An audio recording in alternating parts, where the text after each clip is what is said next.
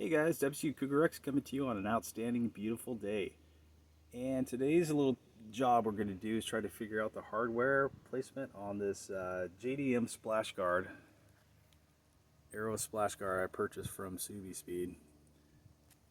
Let's see, let me show you what the part number is on that, just so we know that. There's the part number. I ended up getting this one, well, it was $224 from Subaru. Minus 10% off military discount. So I don't think I paid shipping, but I did pay good old Washington state tax on this baby. Anyway, so as you can understand, or as you know, a lot of these JDM products do not come with English instructions, and nor did it even come with Japanese instructions. I'm assuming this was probably assembled or installed by the dealer or what have you. So this is what we have for the hardware. We've got a I assume like an alcohol or type swab to kind of get all the grease and wax off your vehicle so you can have a better adherence with the double-sided tape, which looking at it now it looks pretty lacking. I'm going to have to reinforce at least the top edge there with more. Anyways, and we have your two tabs, mounting tabs, two short bumper clips, I guess, two longer bumper clips, four, I don't know what the heck you call these things, we'll call them nut clips, four washers, and four bolts. I believe these are 8mm heads on them. So I got online, I couldn't find any instructions as far as how to actually mount these, so I'm going to hopefully help somebody out there as far as how to make sense of this stuff. So what we're going to do is we're just going to concentrate on the passenger side or right side of the vehicle.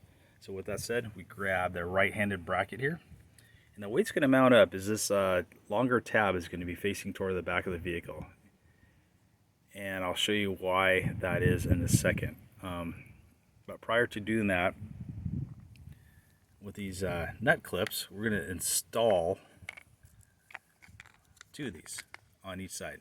So if you notice, there's a little concave area right there on the bracket. That is going to help to accommodate this clip.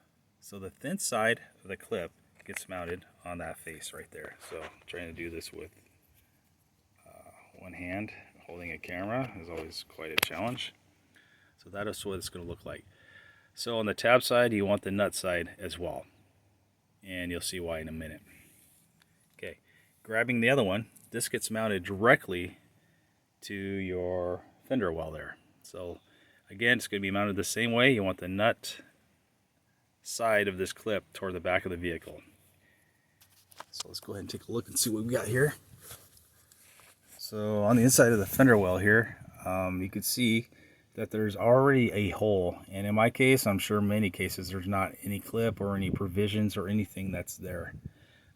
I don't know if it's by design or if they forgot, I don't know. So anyways, you're going to take that little clip, and like I said, you're going to have it the nut side toward the back, and it fits in there just perfect. And if you notice, also, that's this fender well, it's concaved right here as well to help accommodate this tab as far as the spacing goes on that. Now from here, going underside of the vehicle, I've already got it kind of worked out, is you want to remove this fender clip or retainer out of the vehicle. Sometimes it can be a bit of a challenge.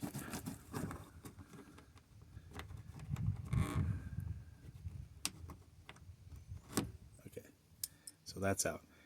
And I will show you exactly why we had to do that.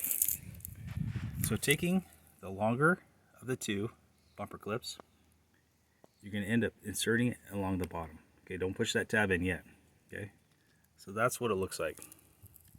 Like I said, that tab faces toward the back of the vehicle. So let's go ahead and mock this one up. 1 minute here. Grab it. Okay. So that area where we just took out that bumper clip, we're going to insert the longer of the two bumper clips into position, like so. I don't know if you can see that.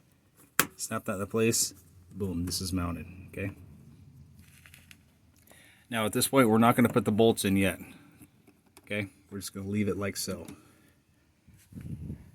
Because what you're going to end up doing is taking your bolt and washer, it's going to get mounted to that bracket like so.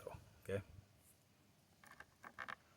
Now, where does the short one go? The short clip.